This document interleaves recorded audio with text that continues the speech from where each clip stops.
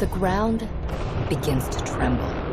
3, Massive engines roar to life, 2, billowing clouds of exhaust. 1. And in a blinding pillar of fire, Liftoff. We have a liftoff. a mighty Voyager leaves the Earth behind to explore the vast universe among the stars.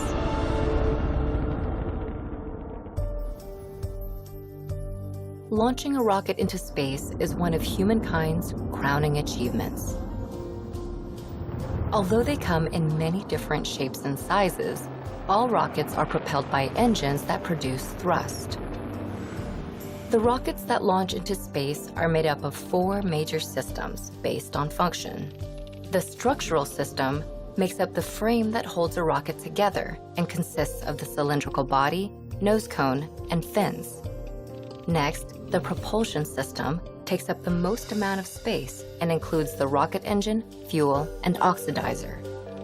The payload system depends on each mission and consists of anything a rocket is carrying into space, like a spacecraft, satellite, or human being. Lastly, the guidance system is made up of radars and computers that provide stability for the rocket and control maneuvers in flight.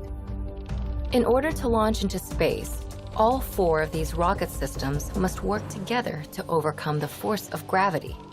The launch begins when the rocket's propulsion system starts to generate a massive amount of thrust. Thrust is the force produced by burning fuel as exhaust gases escape through the engine. Once the rocket generates more thrust than its own weight, it lifts into the air to begin its powered ascent. During this phase of the flight, the weight of the rocket will constantly change as fuel continues to burn off.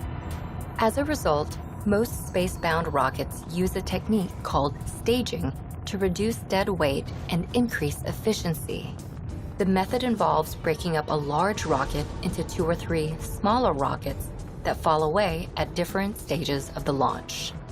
As the rocket continues into orbit, its sophisticated guidance system maintains balance and steers to keep the flight trajectory on track. At the correct altitude and speed, the upper stage engine cuts off, completing the rocket's journey from Earth's surface into orbit. Long before blasting into space, rockets were used here on Earth as early as the 13th century.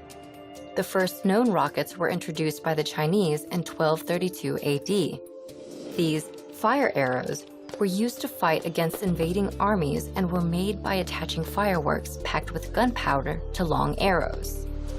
By the 16th century, the use of rockets for amusement had spread from Asia to Europe, where they gained popularity in elaborate firework displays at celebrations and festivities. During the following centuries, the work of scientists like Isaac Newton and his laws of motion began to greatly increase knowledge into the forces behind rocketry and how to control them.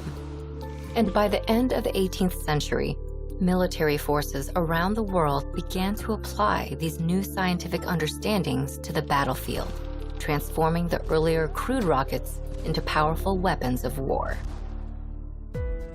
However, the true dawn of space rocketry began in the early 20th century, thanks to massive technological improvements in rocket science and aeronautics.